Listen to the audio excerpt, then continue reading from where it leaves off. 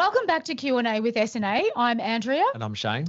And today we are joined by global traveller, entrepreneur extraordinaire, digital nomad, co-writer of the travel blog Travel Dine Stay, and business mentor with over 35 years of experience in the accounting industry. Did I get that all right, Wayne? Thanks. Good to be on the show. I didn't realise how old I am. Wow, thank you. Shh, we're not going to talk about that. 35 years in the accounting industry, isn't that just... You were a 12-year-old, surely, when you started in accounting. Geez, I can remember getting into this game. It was funny. So my journey was, I'm old, born in 62, so baby boomer. Thank you so much. Sorry, everybody, about the houses, but, you snooze, you lose. So born in 62, went to university in the late 70s. So I was taught on mainframes. So wow. In computer science, but learning languages that are not even spoken anymore. COBOL, Fortran. Yeah. Be worth a fortune right now as a programmer for some of the banks and airlines who need COBOL and Fortran programmers and assembly. Yep. Jumped straight out of university with that degree and went to Melbourne.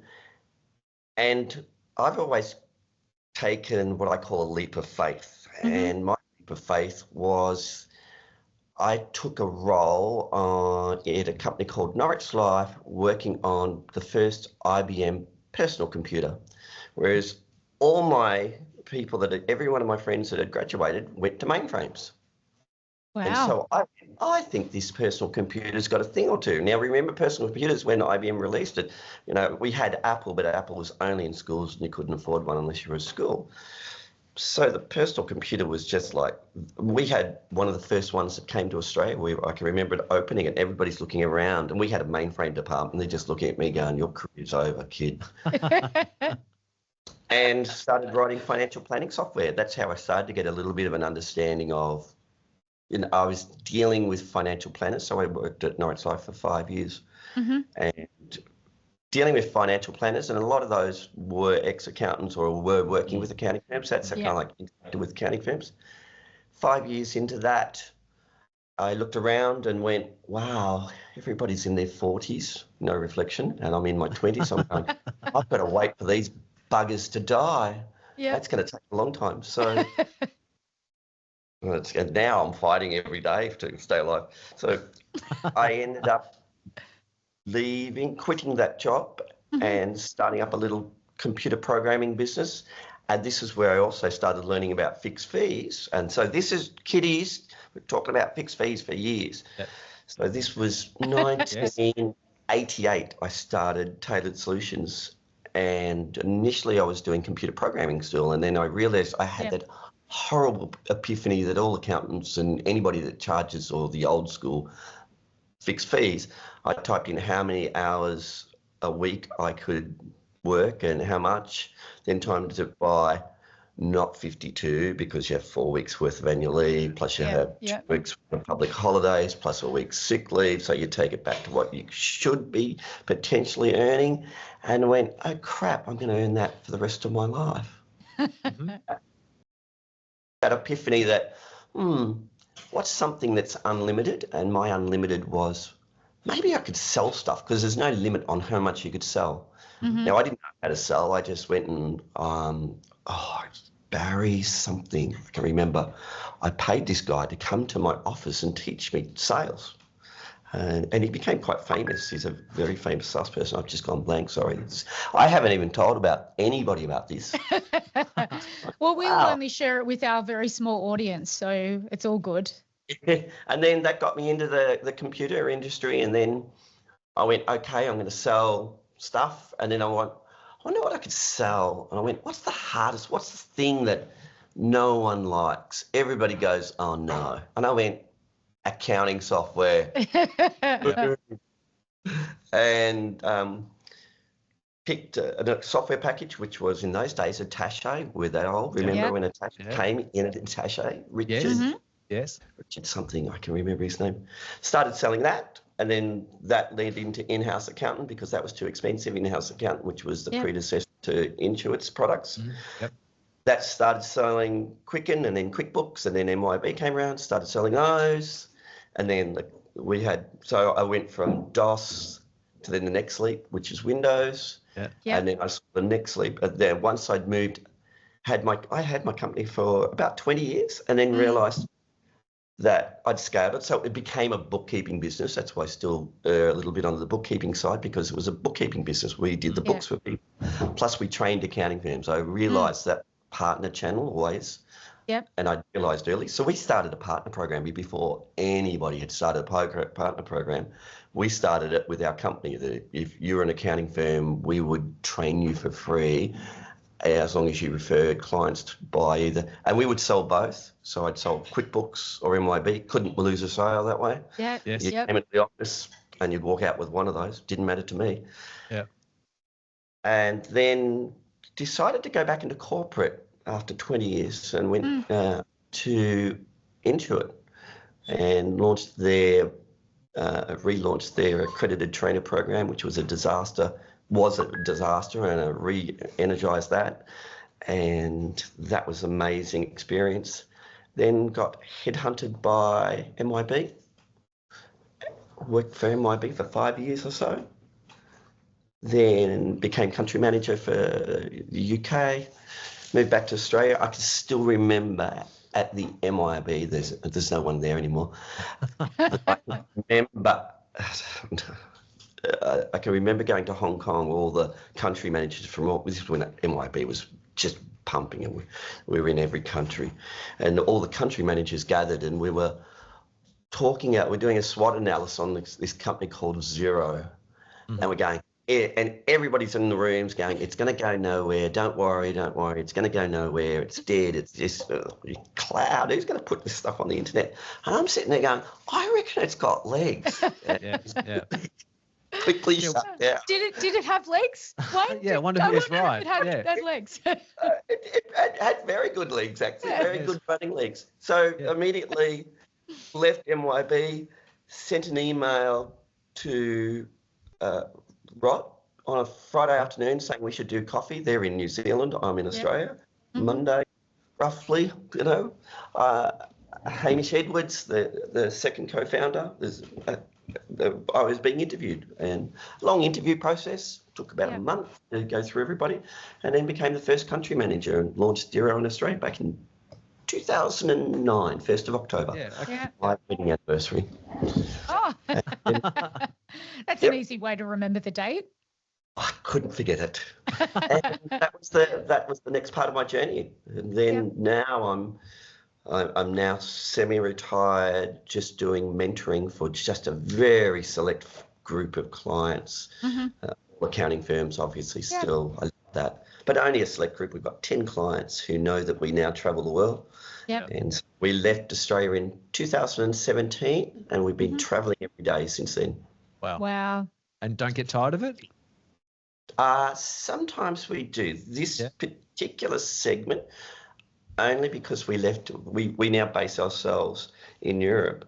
This particular segment, because all the Australians are coming over and we're friends. So we have been in the last 2 months all over France, Germany, snuck into Brussels, Spain, Italy. And then we're getting on a cruise today because we can finally have 2 weeks of just not having to chat to Australians. Sorry. No Australians listening. Are we the last Australians you're talking to before you get on your cruise? Yes, you will be. You will be. And the funny thing is that look at that. The timing was perfect.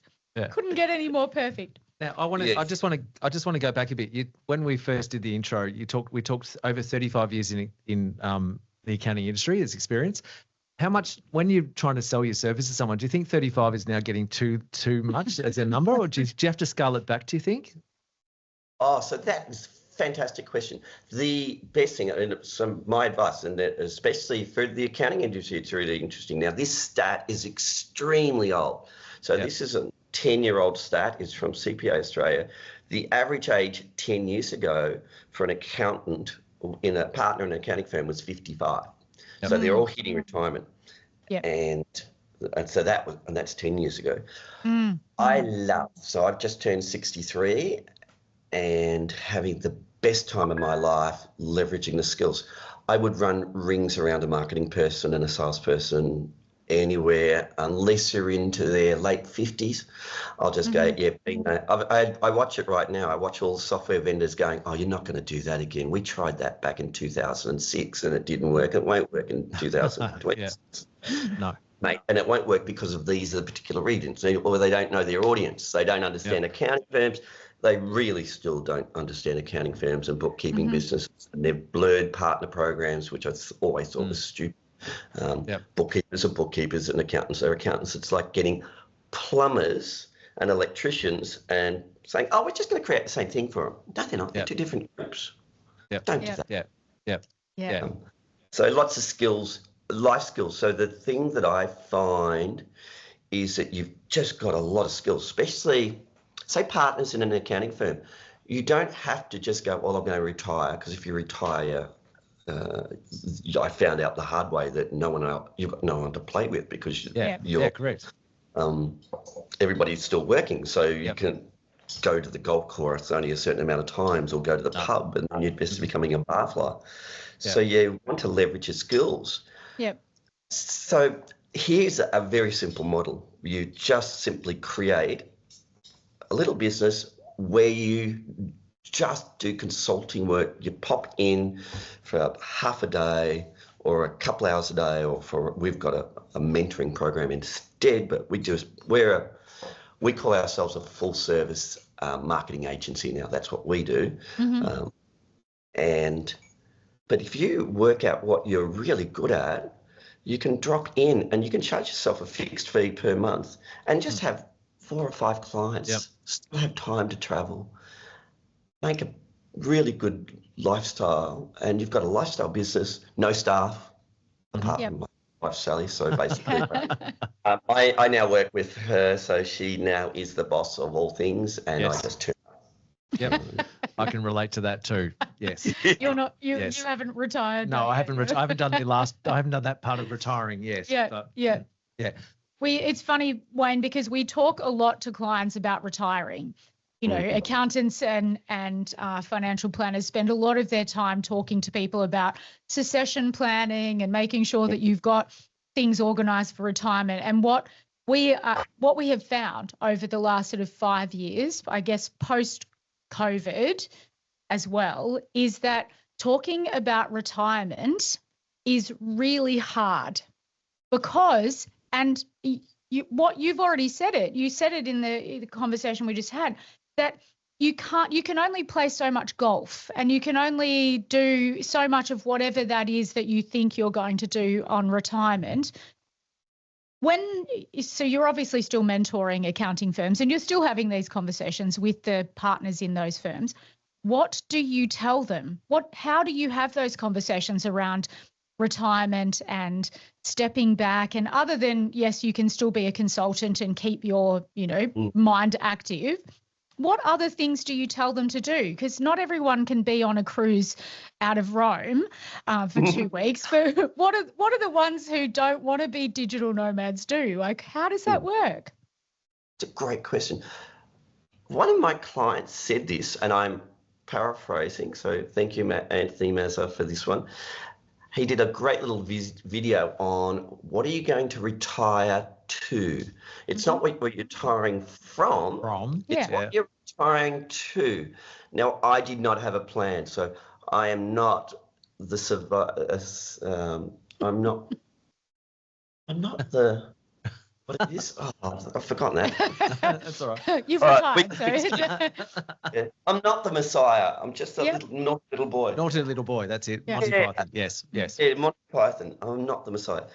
So what are you retiring to? Now, I didn't have that. And so, and as you know, in our industry right now, we've had a number of people that are no longer with us because of that particular issue of one stage you were a very, very big fish in a very small fish tank, and then all of a sudden you leave and you're just a small fish in a very big fish tank. So for the first couple of years, I was lost and wandered around and didn't know what I wanted to do. And you start trying to reproduce what you did in the past, and that's the past. And the past has no reflection on your future. It has no reflection on your future. It allows you to have skills and developments and learnings that you can apply. But what I would suggest people do is, A, you plan for what you're going to retire to early. It's 5 years before you think about it. And plan, well, what will you retire to? So all my clients, the first thing I do always is, okay, so when do you want to exit this business? How much money do you need? And what do we have to get this to turn over? Because of my affinity with accounting firms, that's why I play in my own little swim lane. Yeah. We chat to them and I go, right, okay, who are we going to sell this to? Who would be the buyer of this accounting firm? Yeah. And I work with Colin Simpkin from Practice Succession. He's still one of the people I mentor, because I'm a big fan of this whole, the question you just said is so important. It's the thing that we wipe under we just don't want to think about it. Yep. So I sit there going, okay, we need X amount, whatever it is. What do we have to do to get your business to be sellable for a multiple of what? And who would we be selling it to? Because if you're a generalist accounting firm, it's not as good a value as if you're a niche accounting firm where all of a sudden you go, oh, by the way, like you might be Kelly Shard from Growth MD, who specialises only in medical practices. Yep. That you could sell it instantly in one, sell it would be one day. There's so many people that go medical, yes, because then it would bolt on financial planning. You could bolt on so many things, practice management, etc. Yep. So think about started early, 5 years. One thing I did, which is, again, I'm very good. I call it R&D, rip off and duplicate. So my R&D process is very good. A friend of mine taught me this, which is get a piece of paper, and on the piece of paper, write what you love doing on the left-hand side, write what you hate doing on the right-hand side, then another piece of paper, what are you good at and what are you bad at? Mm-hmm. Now, I've been a country manager. I hate managing staff. I'm not your mum. I really don't care what you did in the weekend. I really have can't you come in and do the job and just bugger off? I don't want to be your friend. But anyway, I fell into a role that actually wasn't suited for. I didn't enjoy it. And I didn't fall into it. I really pushed it because that's what you think is the norm. You start here and you're going to be team leader, and then you're going to be department manager, and you'll be head of department and group manager, and then you'll end up becoming a managing director, and then you go, oh God, I really hate this job. So write what you love doing, write what you hate doing, but then write your skills are good at and what your skills are bad at. And there's certain skills that you're just not going to improve. It's like saying, hey, I want to be an Olympian swimmer. Can you swim? No. Okay. Could you learn it? Yes. Take that one off. Yes. Have the body for it. No. Never going to be an Olympic swimmer. That's when you see those motivational people, they always drag them out. Some Olympian on stage, hey, I did this. And I'm looking at the audience going, no, none of you are ever going to swim. So why have that person? Maybe think about that. So write down, so seriously, 2 pieces of paper, what you love doing, what you hate doing, what do you got good skills at, what do you got bad skills? And then out for that will pop out, oh, so I changed careers, like I'm taught as a computer programmer, then taught myself sales and became really good at sales, then taught myself marketing. I was head of marketing at MYB, so head of sales, then head of marketing, and then became a GM, and that taught me a lot of skills about people and all that. But then I realised I didn't like it, and I went, but that taught me then legal, so that taught me HR, and I'm great at making people redundant. I can do it so easily these days. Wayne comes in going, hey, if we have an all hands meeting, you're pretty sure someone's going to be going down that day. Now but it makes doing that with a client right now that I was able to leverage my knowledge of, hey, so things like all the silly things that we just think in corporate land, position descriptions, org charts. Okay, why do you have one manager managing another person? There's a head I can get rid of straight away. You don't have one-to-one. You don't. You have 1 to 4. Yep. Had max 1 to 6, but never. I'd like 1 to 4, and it should always go that way. But you see this, and if you have the word manager, how many staff do you have? None. You're not a manager, honey. Okay, you just aren't. What are you managing yourself? Good. You might be a business development executive or something like that, but you are definitely not managing people. Anyway, so right, do that, and it's a good technique for any type of industry to figure out. Oh, okay, and out pops things that you just would, like where Sally came from and what she does now.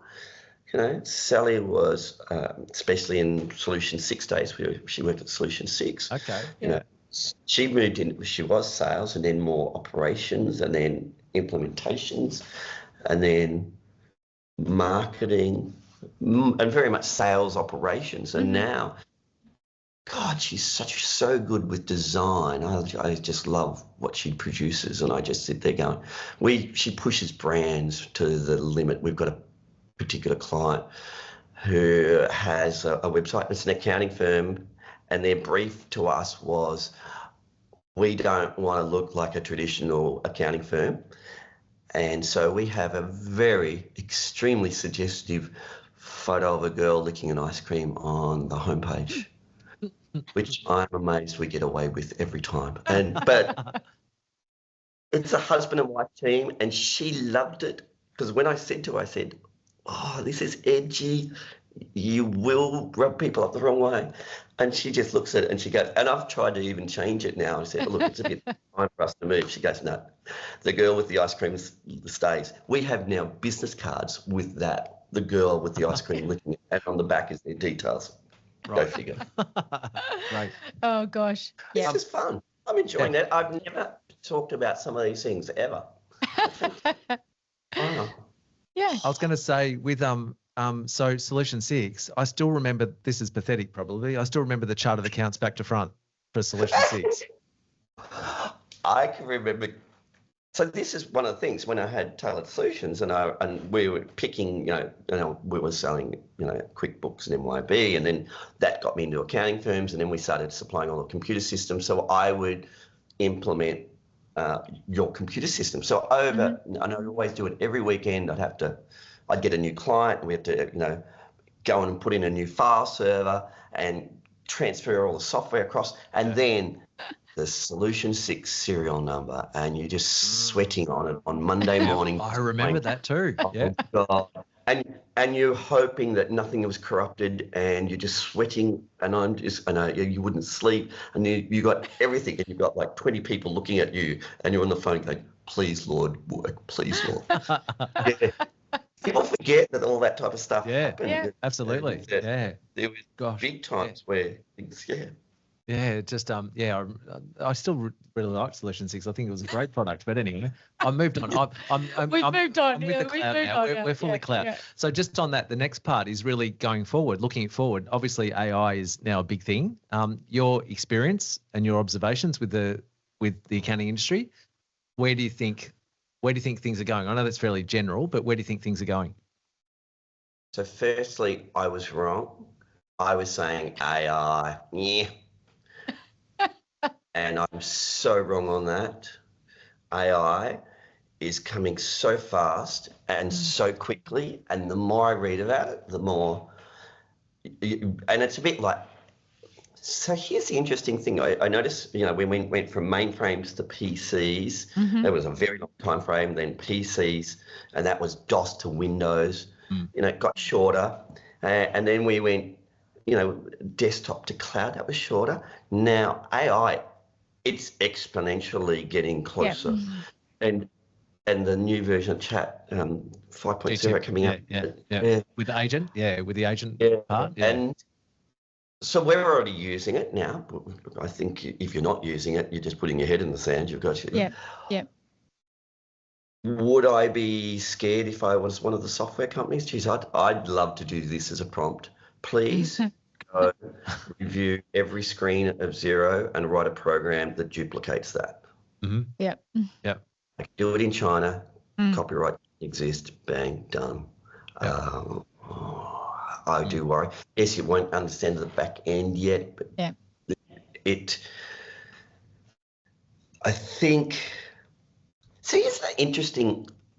We are information workers, so we've gotten into, I was born in the 60s where you were still at trades, you did trades, and the age of people who just move information from one area to another. I don't do anything. I don't, look at these hands are so smooth, not a callus on never. Definitely not a trade. You're definitely not a trade. No. Accountants are definitely not tradespeople anymore. And I wonder if I had had children right now, I'd be go back to trade school, go and do something where I can be a plumber, electrician. You could still make way more money and still have a great lifestyle. Everything's plus. So AI is here. It's and it is exponentially, and it's scary. There's some things that you see about what it does and how it learns, and at the moment it's iterative, and you can use AI against AI, and that's how it learns. It does something, and the other AI agent looks at it and goes, "That's stupid." So it goes, "Well, is this better?" And it goes, "Still doesn't look like a cat." Keeps looking at it. Now it looks like a cat. Okay, its feet are wrong. Yeah, we all know that, but eventually its feet become good. You see the clip of eating spaghetti, and now it's like, and now you get full on. I'm looking at constantly going, I'm not a parent. So there's two sides to this argument. The side that, yes, AI is here, and like it's not going away. It will change us in how we manipulate information.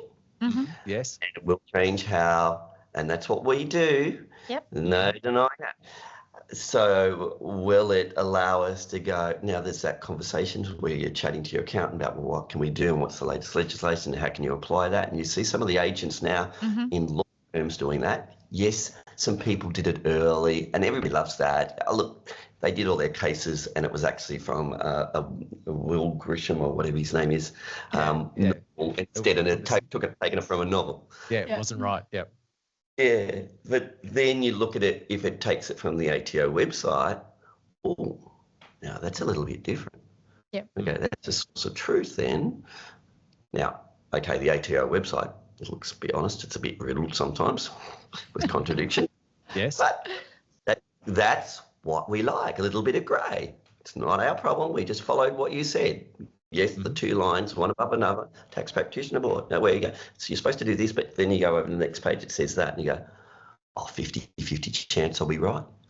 So I think I'm worried for parents.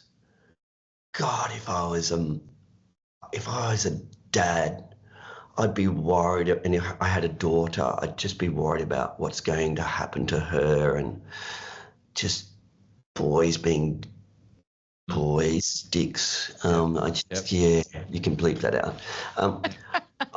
We don't bleep anything out. We don't ever bleep anything out. What is true? What is, like we now, I assume think's fake these days. Yeah. Yeah. You have to. Like that? You do. You have to. Absolutely. Yeah. I mean, we've seen, government agencies using AI generated graphics that are, fakes and stuff. So you've really got to think about everything twice, it does make it harder for parents. Like, how do you teach your kids that, you've got to question more than what you did? Like we questioned the internet when it started, we've questioned it all the way along. I mean, we talk about this as well, that our first computer was this giant box that sat on the desk, and you plugged it into your dial-up internet, and you used to hear the dial-up go. And we weren't, when Shane started as an accountant, there were no computers. There's one computer in the office. We had to share it between team members. So you almost had to book. You had to book a time to actually use it. Yeah. Everyone was still using typewriters, and typewriting people's tax returns back. We had a dot matrix printer as well, so we'll high tech. Back in the olden days. Yeah, yeah. You used to peel the sides off it. Our kids would never know that these days, peeling the sides off your purchase orders and things like that. So we have come a long way in the accounting industry, and the everything's cloud these days. Some of the software providers are keeping up with what they need to, and some of them, are not. Having the conversations like you would have had at MYOB when Xero came on board, and people were saying, "Oh, that's never going to get up. Nobody's going to do that." We've seen it all, really, haven't we? We've all seen it. There's so much. So there's because the problem is you don't know what you don't know. And because AI, and I can't believe I'm saying this, like I was so, AI is not going to do anything. It's mate, seriously, accounting, get over it. And now I'm going, I see what it does just for what we do for our clients. And I'm going, oh my God. And so we're getting some really cool things happening. So we get great. And so there's this yin and yang of so good. So it is a yin and yang of so good. The genie's out of the bottle, so that we won't be able to ever put the genie back in. So we're not going to be able to legislate against this. It's already gone. So I worry about some of the things that you see in. Why is it private schools always have really dick boys that do really bad things? No, I'm allowed to say that. Sally just said sure. So I do wonder what that was. I'm more worried about that side of it. The experience. That's the side I worry about. What about for accountants going forward, though? Do you think that's going to cause any issues for accountants? They're going to be left behind, or it's going to make we're going to be less important? I think you'll always, let's be honest, your accountant is the one that really knows the true things. You don't even tell your wife, because especially, I'm sorry, or your partner. So that was a very technical story about that, but my apologies. But your accountant knows everything, whereas your partner knows a percentage, but there's certain times where you just go, oh, it's just, things are tough, and, you got your back against the wall and you're really fighting and you need that shoulder. So I think the opportunity for accountants is to be that trusted, as we've always been. They've always been that trusted advisor where I can go, I'm going to go to the accountant. And as soon as the door closes, you're like in confession and you're like a priest, and you're going, well, to be honest, I'm scared I'm going to lose my house. Or our relation, how many accountants have been giving relationship advice because... Now, do schools teach us that? No. Should they? Should the tax practitioner board start doing some of those things instead of just kind of like locking everybody down so you can't have a personality? Maybe. They're just not in the real world. They're in La La Land. I think the accountants are always going to be here, but the form of accountants, like, wouldn't it be great right now when you go, right now you can't get a senior accountant. They're like unicorns right now, senior accountants. They're paid more than I've ever been paid. Country managers don't even get paid what a senior accountant is. They would be, if I'm doing an AI agent, they're the first to go. Because there will be a come to Jesus conversation, because honey, I'm paying you way more than I need to pay you for what you deliver. So that band of information worker who just kind of like plods along, just does it, who's not that client facing. So they're not that client facing. Opportunity to AI, and this is, this will be some of the things they're talking about, how fast it's growing. It could be almost like 5 or 10 years away. It's that quick. I'll probably be wrong. It's going to be 2 years. Who knows? But I mean, it's certainly moving fast. The AI, what AI can do for accounting is certainly moving faster than what anyone would have anticipated, I'm sure. I saw there's a great post. Oh, I've forgotten his name. The gentleman from GrowthWise, he does a great post on LinkedIn where he's constantly showing, I've forgotten his name. I know his face. I've been, Bo. Yes, sorry. doing some amazing things, and he just shows you on LinkedIn. He goes, "This is what I've done. I've written this agent and does this and this and this." And I'm going, "Oh my God, and you're just using the current tools." Yeah, yeah. Like I'm going, wow. Now, would the average accountant have that skill? No, because he's like, exactly. He's a little bit on the autistic side of wow.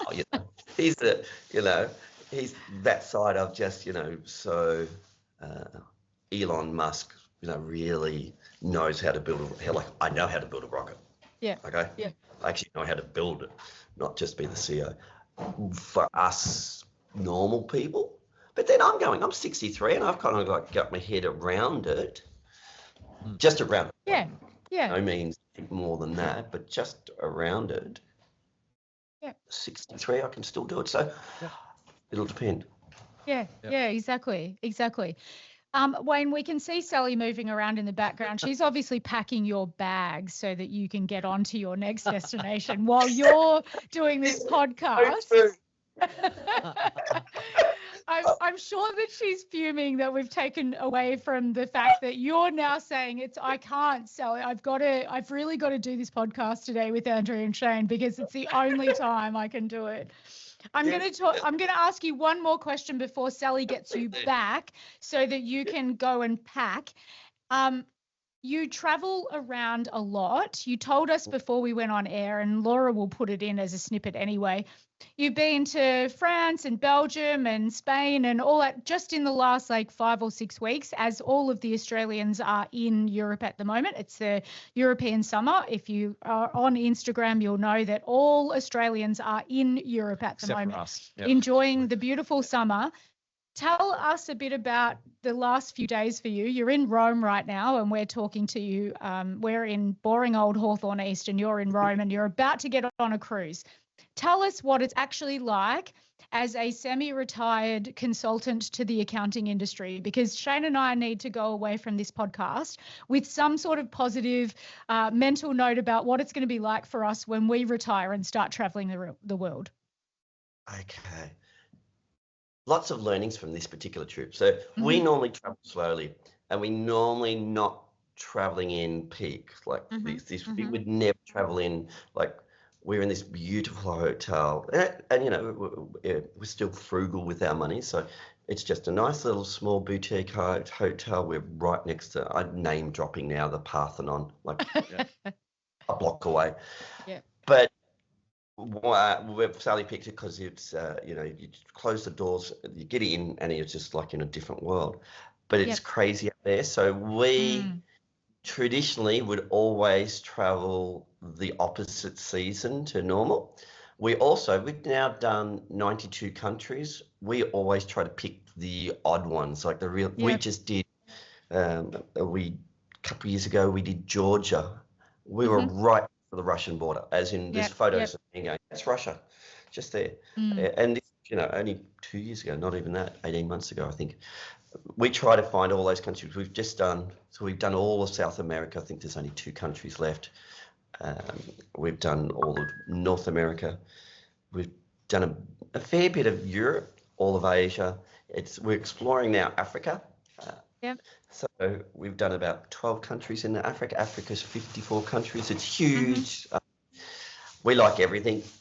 So our advice is, normally we would never travel with a plan. We just go, okay, here's a ticket to a country.